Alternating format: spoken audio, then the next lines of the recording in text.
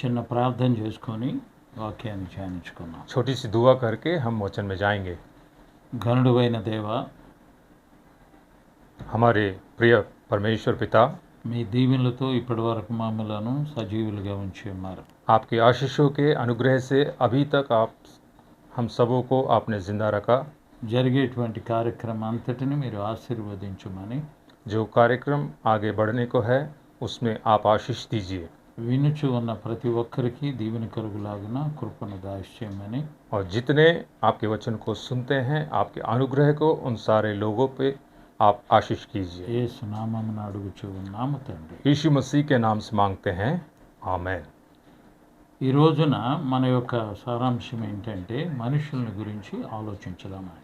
आज के दिन का हमारे विषय है कि मनुष्यों के बारे में सोचना। పరిశుద్ధ లేఖనములో నుండి परमेश्वर के पवित्र वचन से 31వ అధ్యాయము ఆదికాండము 31 हम देखें उत्पत्ति 42వ వచనంలో చదువు. 31वां अध्याय 42वां पद। 42వ వచనము. నా తండ్రి దేవుడు, అబ్రహాము దేవుడు, ఇస్సాకు భయపడిన దేవుడు నాకు తోడై ఉండని ఎడల నిశ్చయముగా నీవు నన్ను ఒట్టి చేతులతోనే పంపివేసి ఉందువు. और जबकि हम परमेश्वर के वचन में देखते हैं कि आप अब्राहम के परमेश्वर हो, ईसाक के परमेश्वर हो, अगर ऐसा नहीं होता तो मुझे खाली हाथ आप भेज देते। ఇక్కడ భక్తుడైనటువంటి యాకోబు వాళ్ళ మామగారితో మాట్లాడుతూ ఉన్నాడు. यहाँ परमेश्वर का दास अपने ससुर से बात करते हैं। దానిలో ఉన్నటువంటి సారాంశం అంతా కూడా దేవుణ్ణి ఘనపరచు చెప్పి ఉన్న మాటలండి. और उस सारे विषय में जो भी वो बात करते हैं कि परमेश्वर की महिमा के लिए परमेश्वर की महिमा हो। దేవుడు నాకు తోడుగా ఉండి నడిపించి ఉన్నాడు కనుక ఈ రోజున నీ మధ్యలో నేనున్నాను అని చెప్తూ ఉన్నాడు. परमेश्वर का दास कहता है कि परमेश्वर मेरे साथ होकर मुझे बचाकर उन्होंने रखा, इसीलिए आज मैं आपके सामने हूँ। దేవుడు యాకోబుకి చేసిన మేళ్ళుని జ్ఞాపకం చేసుకుంటూ చెప్తూ ఉన్నాడు. और परमेश्वर याकूब जो है, परमेश्वर ने जो भी उनके साथ आशीषित किया, उनके साथ कार्य किया, उनको याद करके वो बताते हैं। అబ్రహాముతో ఉండిన దేవుడు, आप हमारे पिता अब्राहम के साथ थे ఇస్సాకుతో ఉన్నటువంటి దేవుడు, और इसहाक के साथ थे। ఇస్సాకు కుమారుడైనటువంటి యాకోబు మాట్లాడేటువంటి విషయాలు. और इसहाक का जो पुत्र है याकूब, वो बात करता है इन वचनों के बारे में। యాకోబు ఎప్పుడు కూడా దేవుణ్ణి ఘనపరుచుకుంటా సాగి వెళ్ళినటువంటి వాడు. और याकूब को हम देखें तो हमेशा परमेश्वर को उन्होंने महिमा दिया है। దేవుడు తనకు చేసినటువంటి మేళ్ళుని జ్ఞాపకం చేస్తూ చెప్పి ఉన్న మాట. हमेशा वो स्मरण करता है कि परमेश्वर ने किस प्रकार से उनको आशीषित किया और उसके बारे में वो बताते हैं। దేవుడు అతనికి చేసి ఉన్న మేళ్ళుల్లో గొప్ప వాటిని జ్ఞాపకం చేస్తూ చెప్పుచూ ఉన్నాడు. और जो कुछ भी परमेश्वर ने भलाई और कार्य किए हैं याकूब के साथ, उनमें से अच्छे और बहुत अच्छे कार्यों को वो याद करके बताते हैं। వాళ్ళ మామగారైనటువంటి లాబానుతో మాట్లాడుతూ ఉన్న మాటలు ఇవి. और परमेश्वर का सेवक जो याकूब है, उनके ससुर के साथ बात करते हुए ये बातें हम सुनते हैं। దేవుడు ఈ విధంగా చేసి ఉన్నాడు అని జ్ఞాపకం చేస్తూ ఉన్నాడు. वो स्मरण दिलाते हैं कि परमेश्वर ने इस प्रकार से कार्य किया है, इस प्रकार से उनकी योजना है। దేవుడు అతనికి చేసినటువంటి గొప్ప ఆశీర్వాదాల్ని పొగుడుకుంటూ దేవుణ్ణి ఘనపరుస్తూ ఉన్నాడు. और परमेश्वर ने जो कुछ महान कार्य याकूब के जीवन में किया है, उन कार्यों को याद करके वो स्मरण करके बताते हैं। దేవుడు తనతో ఉండి చేసి ఉన్న ఈ ఘనమైన కార్యక్రమాల్ని జ్ఞాపకం చేస్తూ వాళ్ళ మామగారితో మాట్లాడుతూ ఉన్నాడు.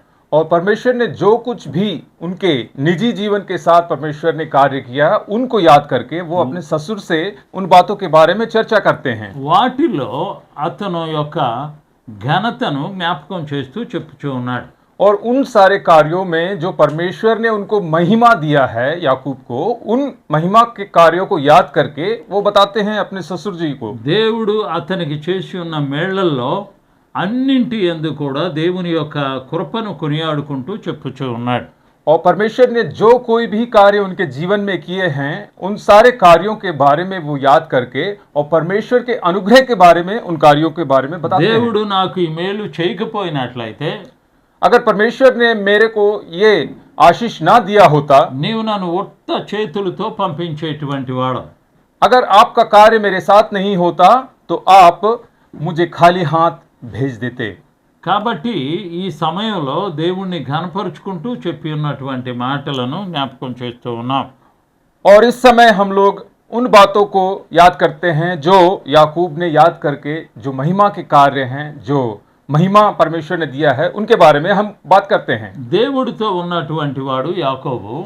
और परमेश्वर के साथ चलने वाले याकूब, యాకోబు యొక్క జీవిత యాత్ర అంతా కూడా దేవుని మీద ఆధారపడి ఉన్నటువంటి వాడు. और याकूब का जो सारा जीवन है वो परमेश्वर के ऊपर आधारित है। అలాంటి సమయంలో దేవుడు ఏ విధంగా తనకి మేలు చేసి ఉన్నాడో జ్ఞాపకం చేస్తూ చెప్పుచూ ఉన్నాడు. और ऐसे समय में किस प्रकार से परमेश्वर ने उनके अच्छे कार्य किए हैं उनके साथ, वो बताते हैं। అయితే ఈ సమయంలో వాళ్ళ మామగారితో మాట్లాడేటప్పుడు और इस समय जब वो अपने ससुर जी से बात करते हैं, అతని యొక్క ఆశీర్వాదాల్ని పొగుడుకుంటూ చెప్పుచూ ఉన్నాడు. और जो आशीष परमेश्वर से याकूब ने पाया है, उन आशीषों के बारे में बड़ाई करते हुए परमेश्वर की महिमा करते हैं। నీవు నా జీవితాన్ని చాలాసార్లు మార్చి ఉన్నావు. और इस प्रकार से आपने मेरे जीवन को कई बार आपने बदला, కానీ నా దేవుడు నాకు తోడుగా ఉన్నాడు కాబట్టి मगर परमेश्वर मेरे साथ, मेरा परमेश्वर मेरे साथ है, అందువలన దేవుడు నన్ను అన్ని విషయాల్లో ఘనపరుచుకుంటా తీసుకొచ్చి ఉన్నాడు. इसी वजह से परमेश्वर सारे विषयों में मुझे महिमा देते हुए आगे यहाँ तक मुझे लेके आया। యాకోబు దేవుని మీద ఆధారపడి ఉన్నటువంటి వాడు. और याकूब जो है परमेश्वर से आधारित रहने वालों में से एक है। అతను ఎక్కడా కూడాను రాజీ పడి ఉన్నటువంటి వాడు కాదు. और हम देखते हैं कि किसी प्रकार से उन्होंने कहीं भी समझौता नहीं किया। దేవుడే తనని ఆశీర్వదించాడు అని నమ్మినటువంటి వాడు. और याकूब जो है वो ये मानता है, विश्वास करता है कि मुझे परमेश्वर ने आशीषित किया। దేవుడు ఖచ్చితంగా నాతో ఉన్నాడు అని చెప్పుచూ ఉన్నాడు. और वो सीधाई से और सच्चे से ये कहते हैं कि परमेश्वर मेरे साथ है। దేవుని యొక్క దీవెనలను అతను కొనియాడుకుంటూ చెప్పుచూ ఉన్నాడు. और परमेश्वर के उन सारे आशीषों को वो बढ़ाई करते हुए परमेश्वर की महिमा करता है। అబ్రహామును దేవుడు దీవించాడు. और जैसे अब्राहम को परमेश्वर ने आशीषित किया, ఆయన కుమారుడైన ఇస్సాకును దీవించాడు.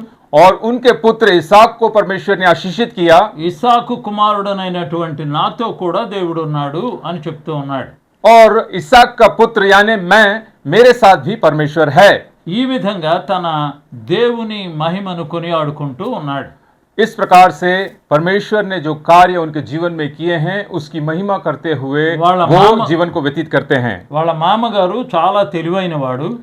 और उनके ससुर जी जो हैं वो बहुत ही चालाक हैं, మోసముతో వాళ్ళ అల్లుడిని మోసం చేయడానికి చూస్తూ ఉన్న సమయంలో और वो चालाकी से अपने उस दामाद को धोखा देने के या फिर उनको झुटलाने के उसमें थे। దేవుడు ఏ విధంగా అతన్ని ఆశీర్వదించాడో జ్ఞాపకం చేస్తూ ఉన్నాడు.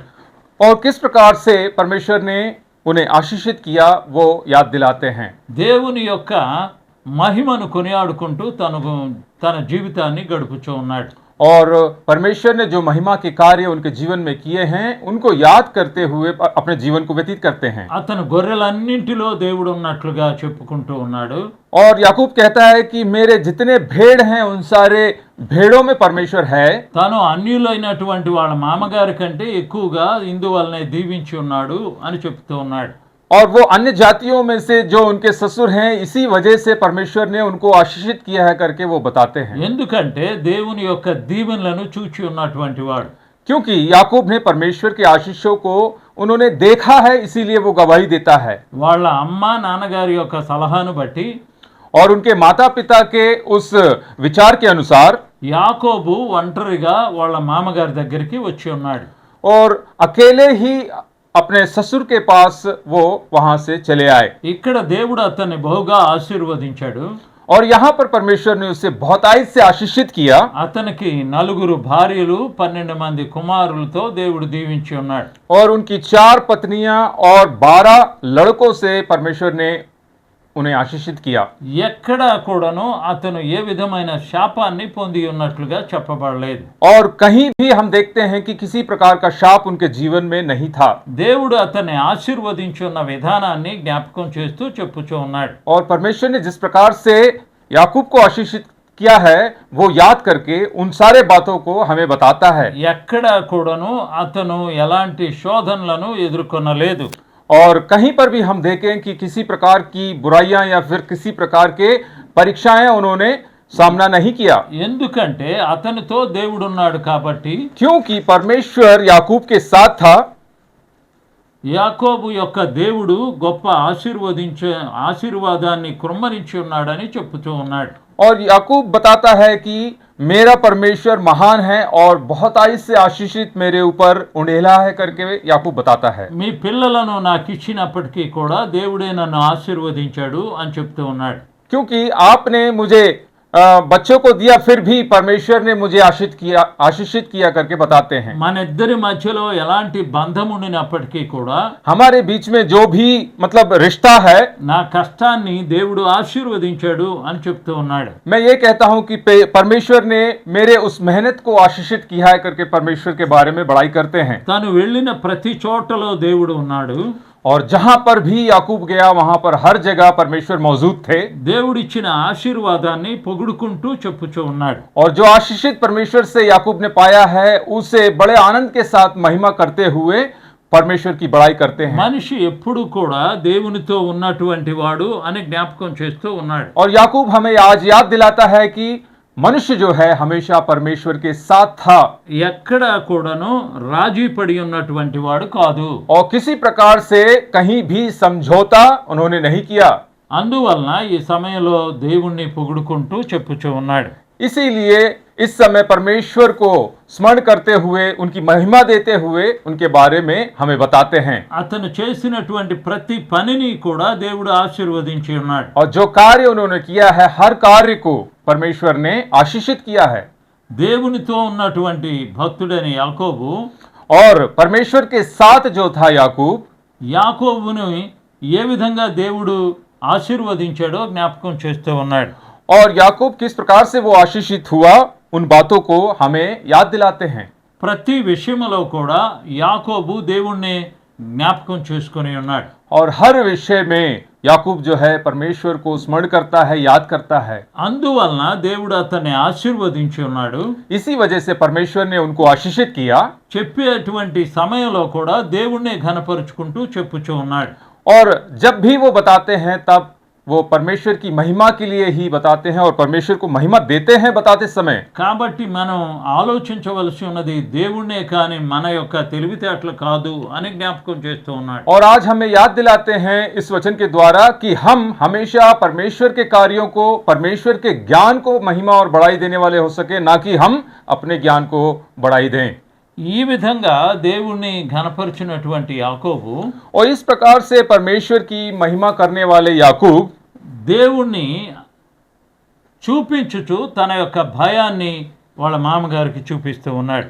और अपने ससुर को वो ये बताना चाहते हैं कि परमेश्वर के कार्यों को दिखाते हुए, परमेश्वर को दिखाते हुए उनके ससुर के मन में एक डर को उत्पन्न करना चाहते थे। యాకోబు ఎక్కడా కూడా రాజీ పడినటువంటి వాడు కాదు. और याकूब हम जैसे कि पहले कहते हैं कि वो कहीं भी समझौता उन्होंने नहीं किया। ప్రతి విషయంలో కూడా దేవునికే భయపడి ఉన్నాడు. हर बात में परमेश्वर के ही अधीन में थे, परमेश्वर से ही डरते थे। అతని యొక్క కష్టాన్ని దేవుడు ఏ విధంగా ఆశీర్వదించాడో కూడా చెప్పుచూ ఉన్నాడు. और किस प्रकार से उनकी मेहनत को परमेश्वर ने आशीषित किया उनके बारे में भी वो बताते हैं। అలాంటి సమయంలో అతనికి భయపడి ఇక్కడ మాట్లాడటం లేదు. और ऐसे समय में उसके ससुर जी से डर कर वो बात नहीं करते। నువ్వు దేవునికి భయపడు అని వాళ్ళ మామగారిని హెచ్చరిస్తూ ఉన్నాడు. और अपने ससुर जी को चेतावनी देते हैं और उनको ज्ञात करते हैं कि परमेश्वर से डरो। ఎందువలనంటే क्योंकि వాళ్ళ మామగారు తన బలాన్ని ఉపయోగించాలని చూస్తూ ఉన్నాడు. क्योंकि उनके ससुर वो चाहते थे कि उनके पास जो ताकत है उस ताकत को इस्तेमाल करना चाहते थे। దేవుడు ఏ విధంగా అతన్ని ఆశీర్వదించాడో జ్ఞాపకం చేస్తూ చెప్పుచూ ఉన్నాడు. और इस प्रकार से परमेश्वर ने किस प्रकार से याकूब को आशीषित किया वो बताते हैं। అదే విధముగా ఇప్పుడు కూడా నీవు నన్ను గౌరవించాలి అని చెప్తూ ఉన్నాడు. और इसी प्रकार से वो याकूब बताता है अपने ससुर से कि मुझे आप इज्जत दो, इज्जत के साथ मेरे साथ व्यवहार करो। వాళ్ళ మామగారు కూడా చాలా భయపడుతూ యాకోబుతో ఉన్నాడు. और उनके ससुर जी भी याकूब से डरकर बहुत ही तरीके से वो पेश आ रहे थे। ఎందువలనంటే वो इसलिए అతన్ని ఎక్కడా కూడా దేవుడు కించపరచలేదు. क्योंकि कहीं भी याकूब को परमेश्वर ने नीचा नहीं दिखाया। దేవుడు అతన్ని ఆశీర్వదించిన విధానాన్ని జ్ఞాపకం చేస్తూ ఉన్నప్పుడు और किस प्रकार से परमेश्वर ने उनको आशीषित किया वो याद दिलाते हुए కొత్త నిబంధనలో మనం కొన్ని విషయాలను జ్ఞాపకం చేసుకుందాం. और नए नियम में कुछ बातों को हम आज देखेंगे। దేవుని యొక్క మాటను బట్టి గర్భవతి అయినటువంటి మరియా और परमेश्वर के वचन के अनुसार जो गर्भ धारण किया था मरिया ने, మొట్టమొదటిసారిగా భయపడి ఉన్నది కానీ और सबसे पहली बार वो डर गई थी, దేవుని భయముతోనే ఆమె జీవించి ఉన్నది. मगर परमेश्वर के भय से ही अपने जीवन को उन्होंने व्यतीत किया। ఆమె నీతిమంతురాలు కనుక क्योंकि वो एक पवित्र स्त्री थी, इसीलिए తన భర్తను ఎప్పుడు కూడా గౌరవిస్తూనే ఉన్నది.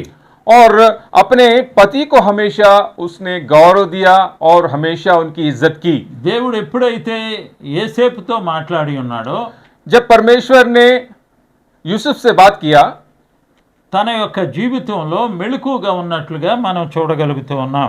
और हम उनके जीवन में ये देखते हैं कि वो सचेत थे और जागरूक थे। మత్తయి సువార్తలో हम देखें मत्ती रचित सुसमाचार में 1వ అధ్యాయం 21వ వచనములో पहले अध्याय के 21वें पद में जब हम पढ़ते हैं, ఇక్కడ చెప్పబడి ఉన్నటువంటి సందర్భం ఏంటంటే और यहाँ पर बताया गया विषय क्या है हम देखें। 25వ వచనం క్షమించండి, और माफ कीजिए 25वां पद, ఆమె కుమారుని కను వరకు ఆమెను ఎరుగక ఉండెను. और जब तक वह पुत्र ना जनी तब तक वह उसके पास ना गया और उसने उसका नाम यीशु रखा।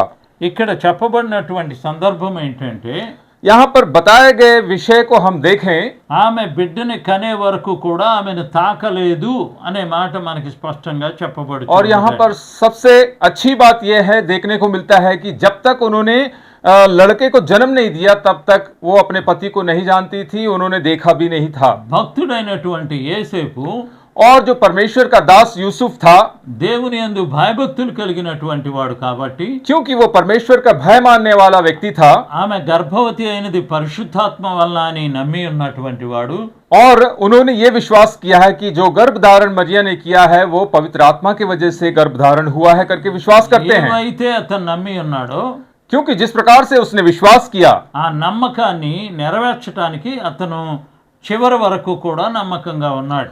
और उस विश्वास को अंत तक धीरज के साथ, उस विश्वास के साथ ही चलता रहा। కాబట్టి దీనిలో మనం తెలుసుకోవలసిన విషయం ఏంటంటే और इसमें से हमें सीखने की और जानने की विषय ये है, యేసయ్య జన్మ దినము వరకు కూడా ఆమెను తాకలేదు అనేటువంటి మాట जब तक చెప్పబడుతుంది. प्रभु यीशु मसीह पैदा नहीं हुए तब तक उन्होंने मरिया को छुआ भी नहीं था। ఎందువల్లంటే इस वजह से ఆయన పరిశుద్ధుడైనటువంటి ప్రభువుకి తండ్రిగా చెప్పబడబోతూ ఉన్నాడు కాబట్టి क्योंकि वो पवित्र परमेश्वर के बेटे को अपने ही पुत्र के रूप में बताने वाला था, इस वजह से చాలా మెలకువగా ప్రభువుతో ఉన్నట్లుగా మనం और గమనిస్తూ और ఉన్నాం. काफी ही जागरूक व्यक्तियों में से यूसुफ था, जो परमेश्वर के कार्यों को देखने के ఆమెను लिए। ఒక పవిత్రమైనటువంటి కన్యగానే భావించి ఉన్నాడు. और यूसुफ ने उनको एक पवित्र कन्या के रूप में ही ग्रहण किया और उनको इज्जत दी।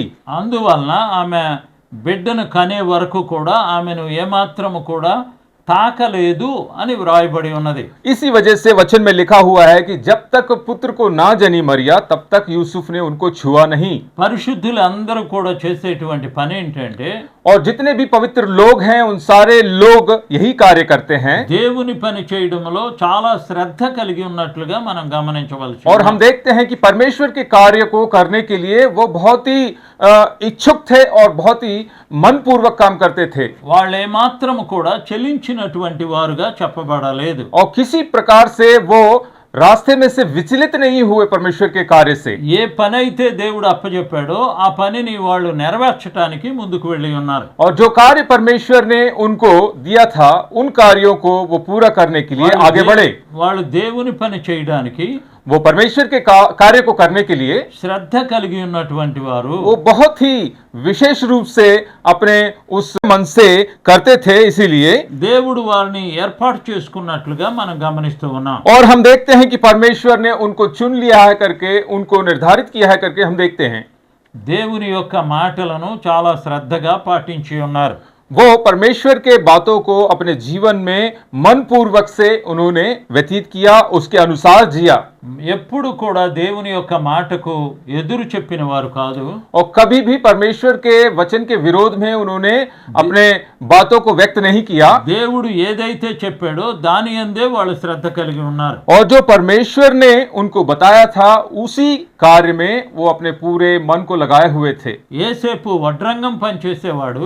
और यूसुफ हम देखते हैं कि बड़ाई का काम करता था ఆ వడ్రంగి పని చేస్తూ ఉండినప్పటికీ కూడా చాలా నమ్మకంగా దేవునికి ఉన్నాడు. और उस कार्य को करते हुए भी परमेश्वर के साथ बहुत ही विश्वास में चलते थे।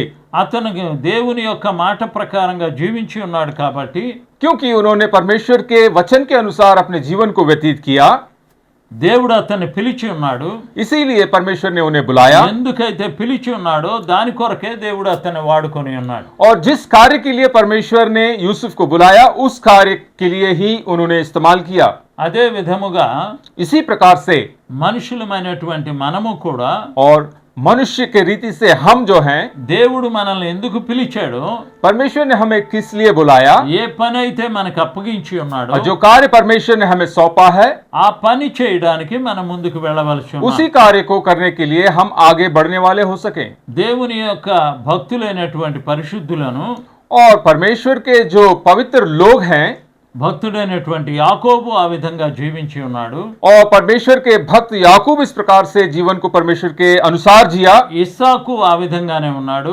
और इसहाक को हम देखते हैं तो उसी प्रकार से परमेश्वर के अनुग्रह से जिया। అబ్రహాము కూడా ఆ విధంగానే ఉన్నాడు. और हम विश्वासियों के पिता अब्राहम को देखते हैं कि वो भी उस प्रकार से परमेश्वर के वचन को पूरा किया। కనుక इसीलिए యేసు ప్రభు వారి యొక్క తండ్రిగా ఉన్నటువంటి యేసేపు కూడా, इसीलिए जो यीशु मसीह के पिता के रूप में जो यूसुफ थे उन्होंने भी చాలా శ్రద్ధగా దేవుని పని చేసి ఉన్నాడు. और बहुत ही मन पूर्वक इच्छा के अनुसार परमेश्वर का कार्य उन्होंने किया। అందువలన అతను తానుకి దేవుడు ఏ పని అయితే అప్పగించాడో ఆ పని చేయడానికి శ్రద్ధ కలిగి ఉన్నాడు. इसी वजह से परमेश्वर ने जो काम यूसुफ को सौंपा था वो कार्य करने के लिए वो बहुत ही इच्छुक था। అందువలన ఆమెను తాకకుండా ఉన్నాడు అని చెప్పబడి ఉన్నది. इसी वजह से मरियम को उसने छुआ नहीं, इस प्रकार से बाइबल में हमें बताया गया है। ఆ విషయాల్ని మనం ఆలోచించినప్పుడు इन विषय को जब हम सोचते हैं, వారు లోకం దృష్టిలో భార్యాభర్తలుగా ఉండినప్పటికీ కూడా, संसार के रीति से वो एक पति पत्नी के रूप में थे, కానీ వారు చేయవలసినటువంటి పనిని చాలా శ్రద్ధగా చేసి ఉన్నారు. मगर उनके कार्य को जो परमेश्वर ने दिया था उन कार्य को बहुत ही इच्छा से और मन पूर्वक रूप से उन्होंने कार्य किया। అందువల్లనే దేవుడు యేసేపుని ఏర్పాటు చేసుకొని ఉన్నాడు. इसी वजह से यूसुफ को परमेश्वर ने चुन लिया। మనుషులమైన మనము కూడా, जो हम मनुष्य हैं, మనము దేవుణ్ణి నమ్మవలసి ఉన్నాము. हम परमेश्वर पर विश्वास रखने वाले हो सके। దేవుడు మనకిచ్చిన పనిని శ్రద్ధగా చేయవలసి ఉన్నాము. जो परमेश्वर ने काम हमें सौंपा है उसको मन पूर्वक करने वाले हो सके। దేవుడు చెప్పినటువంటి రీతిగా మనము జీవించవలసి ఉన్నాం. और परमेश्वर ने जिस प्रकार से बताया है उस प्रकार से हम अपने जीवन को व्यतीत करने वाले हो सके। ఎప్పుడైతే అలాంటి శ్రద్ధ మనకు ఉంటుందో, और जब कभी हम इस प्रकार से जीते हैं, దేవుడు ఆ విధంగానే మనల్ని ఆశీర్వదిస్తానని చెప్తూ ఉన్నాడు. उसी प्रकार से परमेश्वर हमें आशीषित करता है, इस परमेश्वर का वचन कहता है। కాబట్టి అందువలన ఈ సమయంలో మనం గమనించేటువంటి విషయం ఏంటంటే, और इस समय हम इस विषय में हम सोचते हैं, మనుషుని చేసి ఉన్నటువంటి దేవుడు जिस परमेश्वर ने मनुष्य को बनाया మనిషిలో నుండి ప్రతిఫలాన్ని కోరుతూ ఉన్నాడు. और मनुष्य के अंदर से वो एक प्रतिफल को चाहता है మనుషుని యొక్క జీవితాన్ని లెక్క వేస్తూ ఉన్నాడు. और मनुष्य के जीवन को वो गिनती करता है అతనికి ఆయుష్ని పొడిగిస్తూ ఉన్నాడు. और मनुष्य की वो जीवन जो है वो बढ़ाता है। అతనికి కావలసిన ఆరోగ్యాన్ని ఇస్తూ ఉన్నాడు. जो मनुष्य को चाहिए वो स्वास्थ्य मतलब परमेश्वर देता है అతను ఏ పని అయితే చేయవలసి ఉన్నాడో ఆ పనిని దేవుడు చెప్తూ ఉన్నాడు. और जो कार्य उसे करना है वही कार्य परमेश्वर उसे बताता है। కాబట్టి इसीलिए ఈ రోజున మనం నేర్చుకోవలసినటువంటిది आज हमें सीखने के लिए विषय ये है, దేవుణ్ణి మనం ఎప్పుడు కూడా ఘనపరుచుకుంటూ సాగి हम వెళ్ళాలి. हमेशा परमेश्वर को महिमा देते हुए आगे बढ़ने वाले हो దేవుడు सके। చెప్పినటువంటి ప్రతి పనిని కూడా మనం చేయవలసి और ఉన్నాము. परमेश्वर ने जो कार्य हमें दिया है उस हर कार्य को हमें करना है। ఎప్పుడైతే దేవుని పని మనం శ్రద్ధగా చేస్తామో जब कभी हम परमेश्वर के कार्य को मनपूर्वक करते हैं దేవుడు మన కష్టాన్ని కూడా జ్ఞాపకం చేసుకుంటాడు. तब परमेश्वर हमारे उन कठिन परिस्थितियों को याद करता है। దేవుడు మనతో ఉంటాడు. परमेश्वर हमारे साथ रहेगा మనము ఏ పని అయితే చేయవలసి ఉన్నామో ఆ పనిని చేపిస్తాడు. और जो कार्य हमें दिया गया है उस कार्य को परमेश्वर स्वयं ही हमसे करवाएगा। కాబట్టి మానవులమైన మనము इसीलिए मनुष्य रीति से हम जो हैं మన చిన్న జీవితాన్ని దేవునికి సమర్పించుకోవలసి ఉన్నాము. हमारे इस छोटे से जीवन को हम परमेश्वर को समर्पित करने वाले हो దేవుడు सके। ఎందుకోసం అయితే మనల్ని పుట్టించి ఉన్నాడో, परमेश्वर ने हमें क्यों इस संसार में पैदा किया ఎందుకోసమై మనల్ని ఈ విధంగా తయారు చేసి ఉన్నాడో, और किस प्रकार से परमेश्वर ने हमें तैयार किया ఆ విధంగానే మనం జీవించవాలని దేవుడు హెచ్చరిస్తూ ఉన్నాడు. और उसी प्रकार से हम जीवन को व्यतीत करने वाले हो सके हमें परमेश्वर ये बताता है। కాబట్టి ఒక్కసారి మనము ఈ సమయాన్ని ఆలోచించుకుందాం.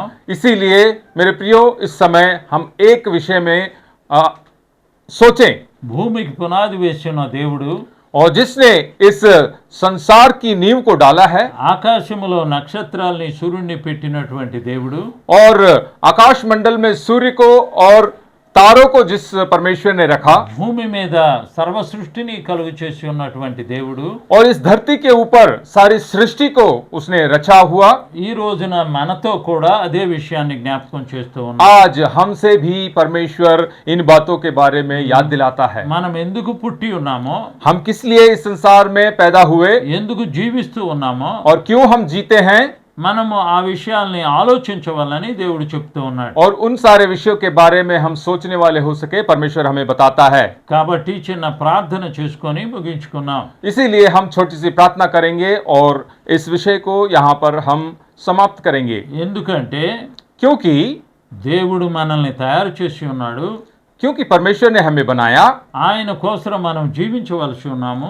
और उनके लिए हम जीवन को व्यतीत करने वाले हो सके, అదే ఉద్దేశంతో మనం బ్రతకవాలని ప్రభు హెచ్చరిస్తూ ఉన్నాడు. और उसी कारण हम इस संसार में परमेश्वर के कार्य को करने के लिए जीवित रहें। ప్రార్థన చేసుకుందాం. प्रार्थना में जाएंगे, प्रार्थना करेंगे। ఘనుడైన దేవా, और सर्वशक्तिमान परमेश्वर, మీ దయ వలన మమ్మలను సజీవులుగా ఉంచి ఉన్నారు. आपके दया के अनुसार आपने अब तक